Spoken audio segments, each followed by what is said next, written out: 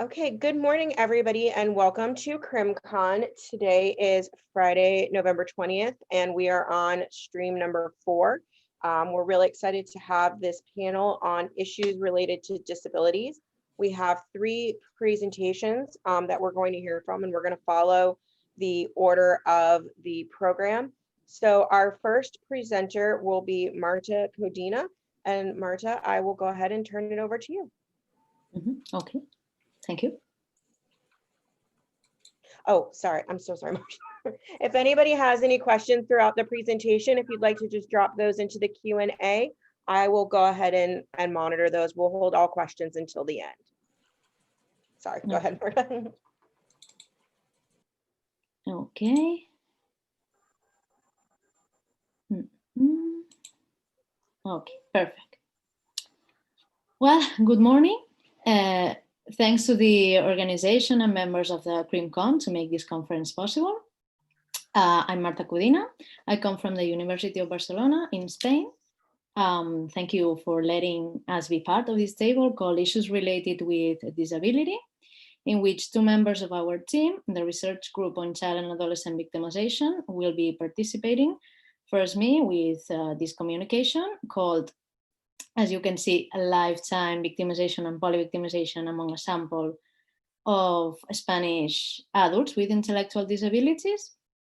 And then my colleague, A.Díaz-Faes, with the topic of bias attack and disability.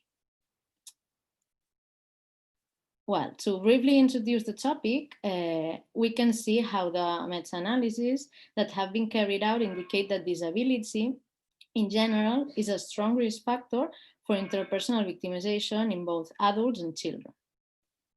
But among all types of disability analyzed, when compared to the non-disabled people, are people with intellectual disabilities, from now on ID, who present the greatest vulnerability since they are 1.6 times more likely to be victimized. Although it seems like a topic that would require more attention, there's a lack of studies assessing it with ID samples. And those that do exist are highly heterogeneous and tend to focus only on specific forms of violence, such as sexual abuse, for example. Well, the objective of this study is to attempt to shed light on the phenomenon of victimization and polyvictimization throughout the life course of adult men and women with ID. And well, when I sent this abstract, the article was still a manuscript in preparation, but well, as we know, some time has passed, and we are very happy to share with you that it has been recently published in Journal of Interpersonal Violence. I invite all those who are interested in the subject to just take a look at it. And if someone is interested, just send me an email that I have written it down at the end of the presentation.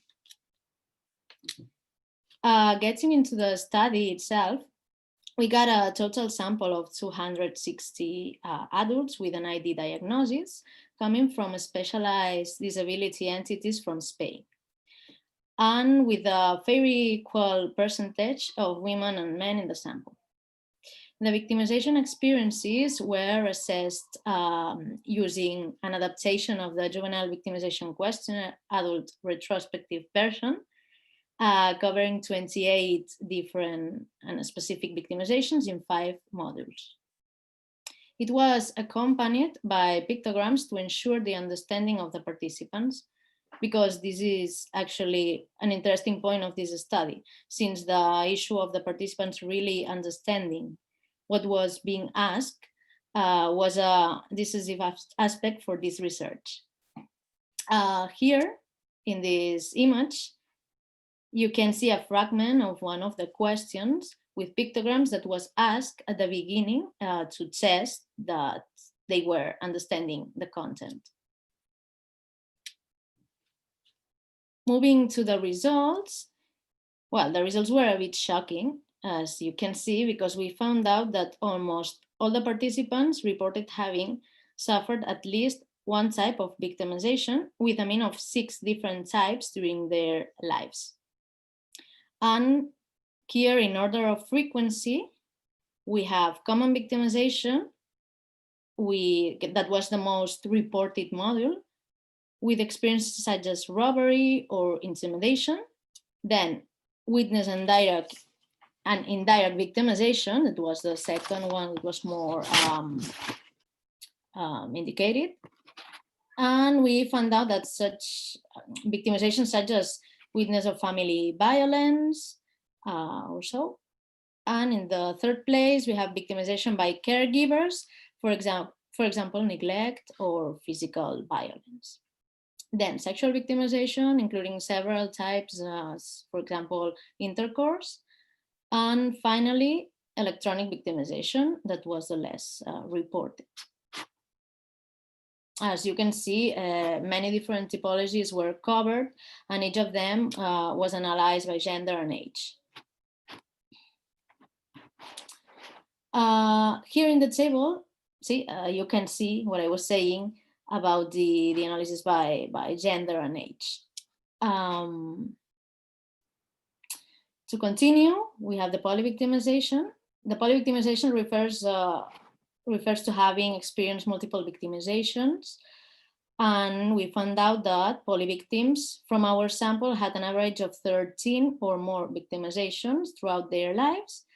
And if we take a look at the table, we can see that it's women and young adults who suffer a greater accumulation of victimizations, with 15 and 14 or more victimizations respectively.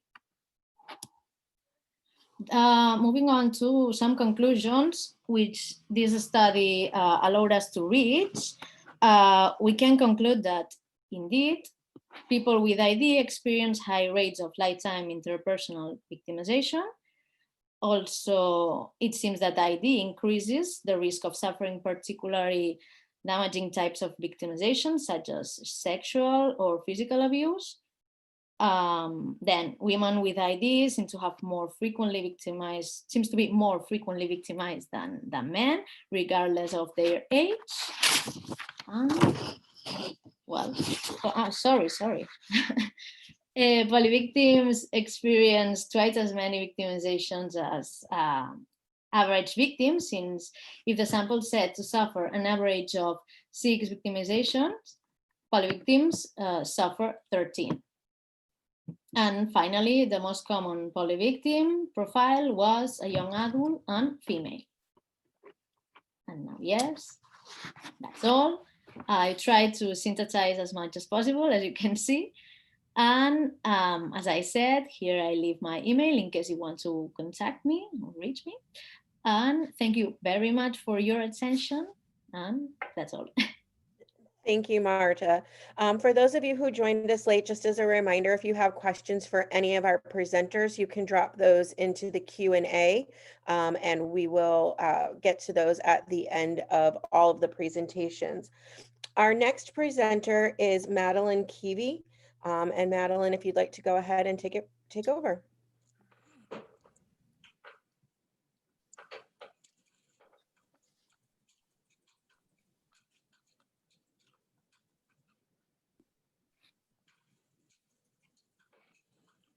All right. Hello, everyone. I hope you can hear and see me all right. I'm Madeleine Keevy, and thank you for the opportunity to speak briefly about a behavior analytic perspective on relapse of destructive behavior in youth with disabilities. An alternative name for this presentation is "What should criminologists know about crisis management for young people with disabilities?" This talk comes from a behavior analytic perspective.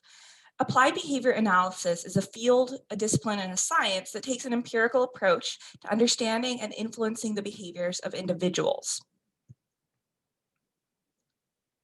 Behavior analytic work is not dissimilar from micro-level analysis in sociology and similar disciplines. Behavior analysts look to observable and measurable functional relations among environmental variables as explanations for behavior. For example, a pattern of behavior that would otherwise be considered a trait by some other disciplines is explained by behavior analysts with appeal to a combination of genetics, biology, the present environment, and past learning about relations between the environment and behavior. The training of behavior analysts focuses primarily on ontogenic processes, that is, learning that occurs within an organism's lifetime. Behavior analysts typically use single case or within subject research designs to evaluate the effects of independent variables without statistical averaging across subjects. Like sociology, one defining feature of behavior analysis is the production of research findings that have practical utility. In behavior analysis, the focus is on a scientist practitioner model wherein an analytic and empirical approach yields socially significant outcomes. This brings us to the purpose of our brief talk. Those conducting research or practicing in criminology need not have an explicit training in behavior analysis to adopt some of its conceptual and practical approaches.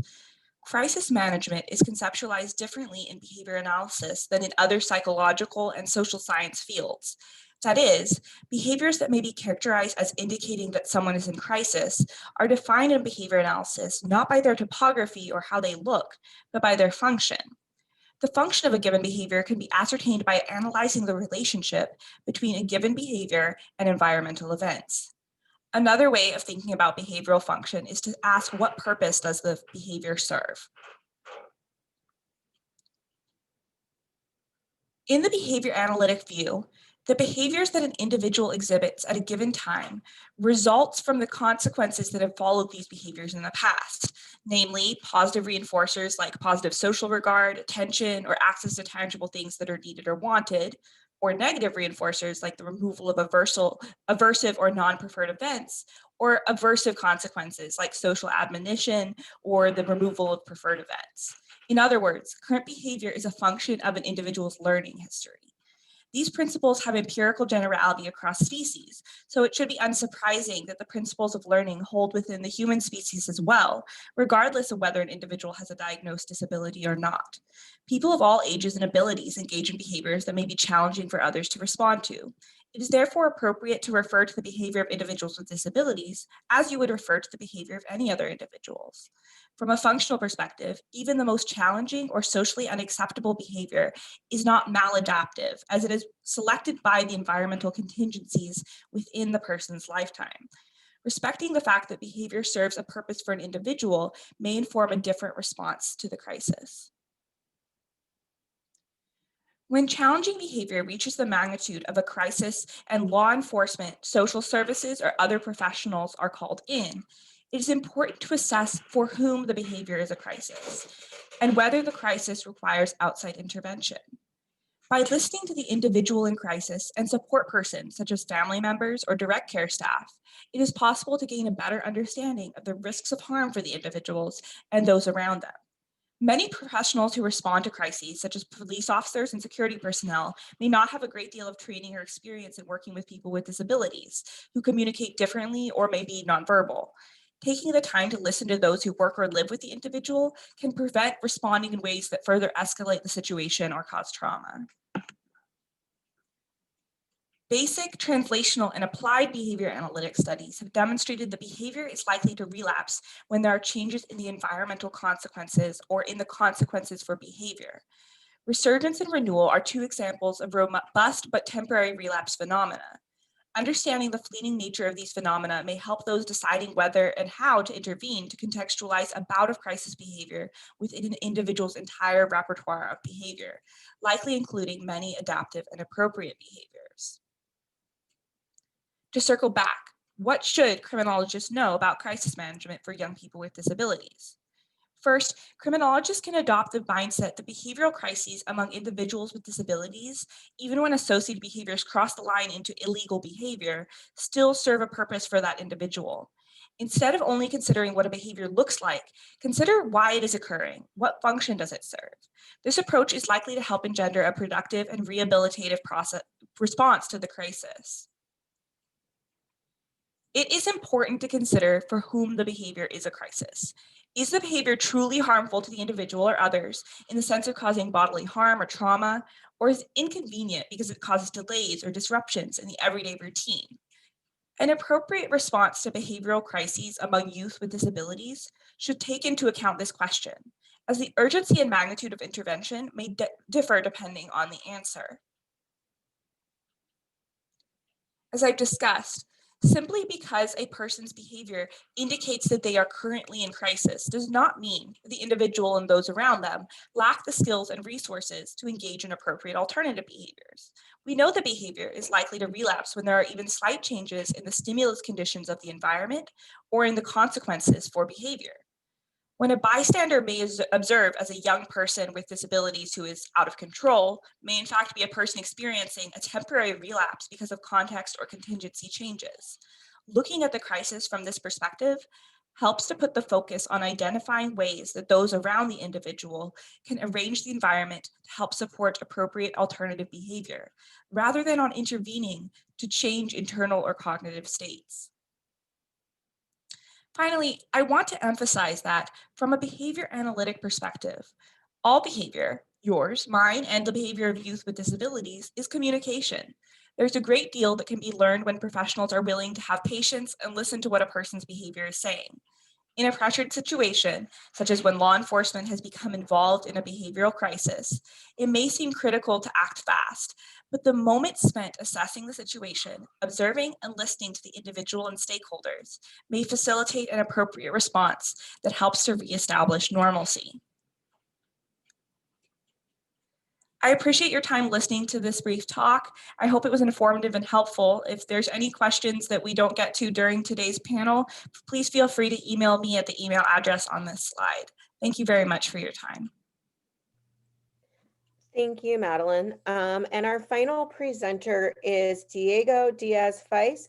And Diego, if you would like to take over screen sharing, we're excited to hear what you have to share with us.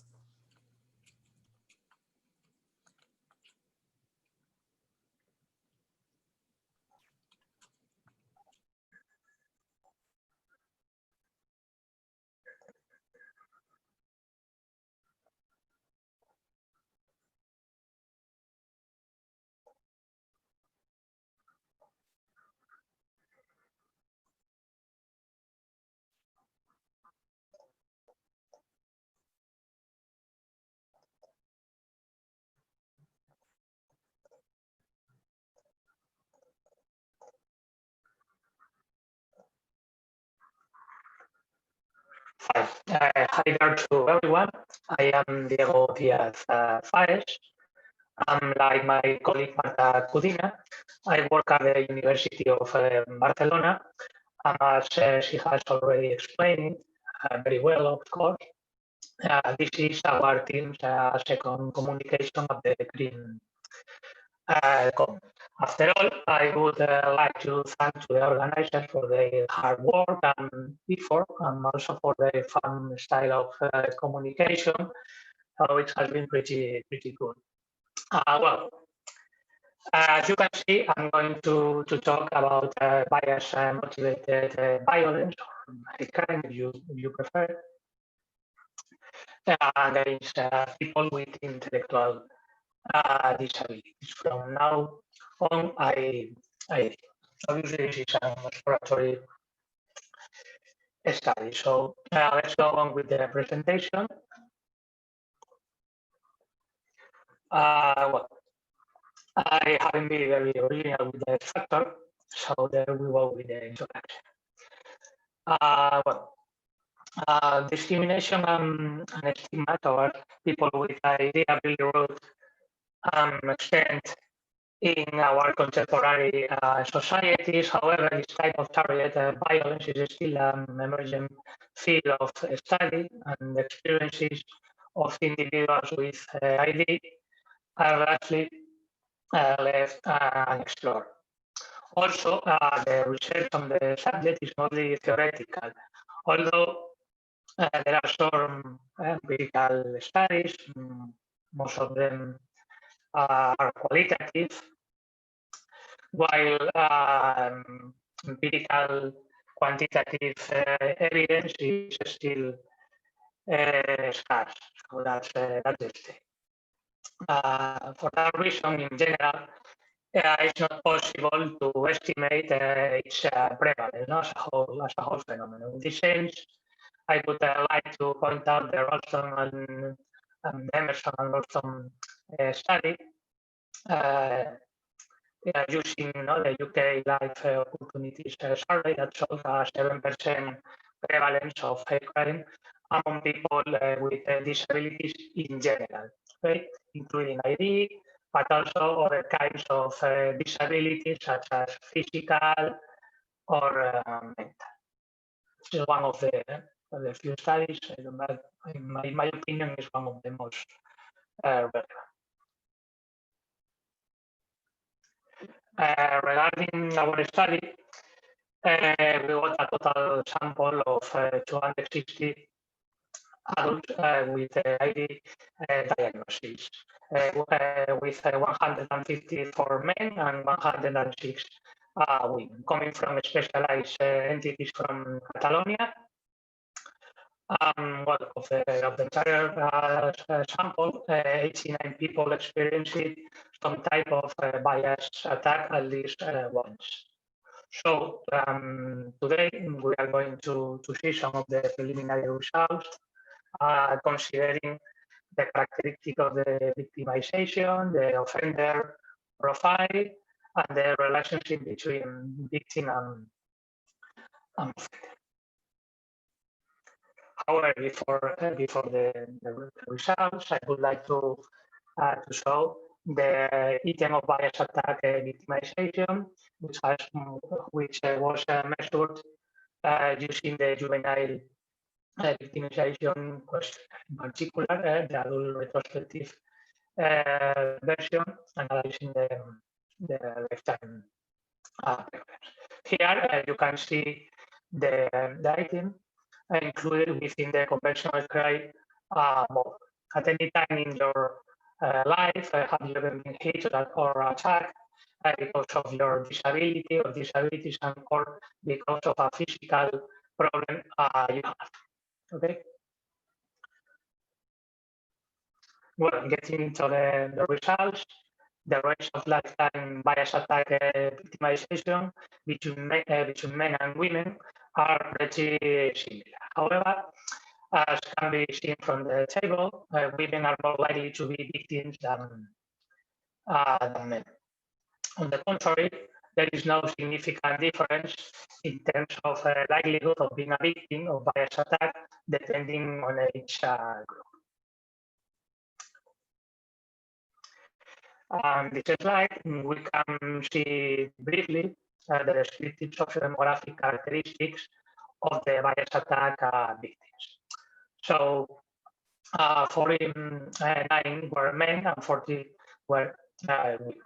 Second, it could be said that the age ranges covers all the stages of the adult development, since it ranges from 20 to 71 years old. In regard to where they usually live, 46% of their life with their family, while 38% live in a residential care center or similar institution. The vast majority of bias attack victims need some kind of support during their daily routine or daily basis. Finally, more than 2/3 of the victims have a secondary disability diagnosis, which implies physical or mental disability or both of them. Well, let's move on. Concerning the victimization experiences, almost all people with ID who experience a bias attack have suffered several episodes, which is quite impressive. Yeah? At the time the last bias attack incident happened, almost half of the individuals were adults, while slightly fewer, as you can see, were minors. Well, as you can see in the slide, who was the perpetrator? Okay. Regarding to the gender of the offenders, the most common offenders were men.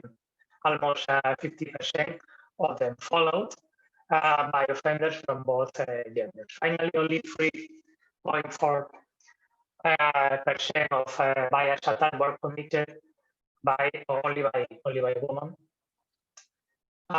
In the middle of the slide, it can be seen that the offenders were equally minors and adults. Here, below to the previous one, it is shown that more than 2/3 of the offenders were known to the victim, while more than a quarter were strangers to the victim. Then the victimization took place both in public places and those that the victim usually frequents, such as a school, occupational center, workplace, healthcare centers, and so on and so on. Well, to end the presentation, here we have some conclusions which should be interpreted with caution, obviously. Women with ID experience more bias attack than men with ID. No? There is no statistically significant differences between age of the victims when the experience happened. Most of the victims suffered multiple episodes of bias attack throughout their lives. The offender seems to be among known to the victim, and the victimization tends to happen both in public and usual places for the victim. Well, that's all. Thank you very much for your time. Of course, if anyone has any question, please send me an email. Thank you so much. So with that, that's actually all of our presentations, and they were excellent. I'd like to open it up to our presenters if you guys would like to chat, and if any of our attendees have any questions, you are welcome to drop those into the Q&A, and I'm happy to kind of help moderate that.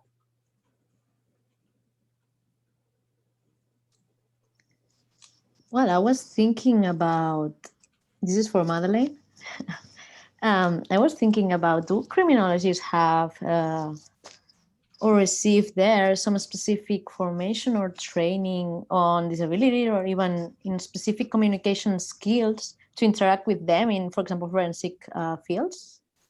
I think it's quite varied. My understanding, I'm not trained in criminology or in sociology broadly, but my understanding is that there are some programs, especially in the United States and in some municipalities, that they're working on having almost like seminars or trainings for people who work in law enforcement as well as like forensic fields, to learn interaction strategies, learn about what disabilities look like, how to interact, how to respond when there's a crisis. But it's really not a widespread phenomenon that people are being trained in these. So I do think that there is a lack of training generally in just an exposure to people who have different ways of learning and speaking.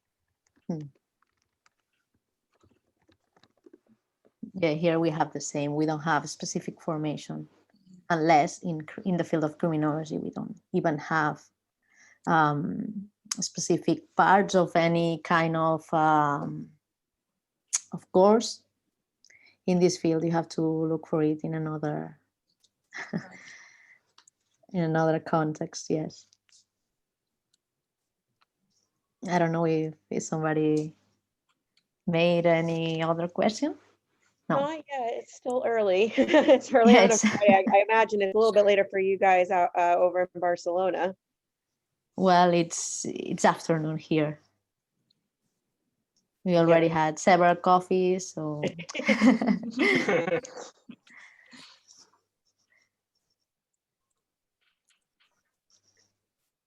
Well, if there are no questions from our audience, I would like to thank you guys again so much for your presentations. There was a lot of great information, and your contact details were shared. So if anybody has any questions, they can follow up with you. Thank you guys so much for attending. Thank you very much. Thank you. Have a great day, everyone. You too. Have a nice weekend. Bye. Bye, guys.